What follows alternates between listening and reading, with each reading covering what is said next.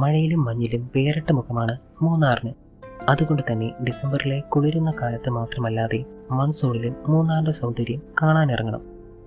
വാക്കുകൾക്കപ്പുറം പ്രകൃതിയുടെ കൈകൾ വന്ന് തൊടുന്ന അത്തരമൊരു വേറിട്ട മൂന്നാർ യാത്രയിലാണ് അതിഥി രവി പങ്കുവച്ചിരുന്നത്. സന്ദർശിക്കാൻ ഏറ്റവും മികച്ച ഇടം എന്ന ഹാഷ്ടാഗോടെയാണ് താരം തന്റെ ചിത്രങ്ങൾ സമൂഹ മാധ്യമങ്ങളിലൂടെ പങ്കുവച്ചിരുന്നത്. ഈ മഴയിൽ മൂന്നാറിന് മോഹിപ്പിക്കുന്ന സൗന്ദര്യമാണെന്ന് കുറിച്ചുകൊണ്ടാണ് താരത്തിന്റെ ചിത്രങ്ങളെ ആരാധകർ സ്വീകരിച്ചതും. എത്രയെത്ര വിവരിച്ചാലും മൂന്നാറിനെ കുറിച്ചാകുമ്പോൾ കുറഞ്ഞു പോകുമെന്നാണ് ഒരിക്കലെങ്കിലും അവിടെ എത്തിയവർ പറയുക.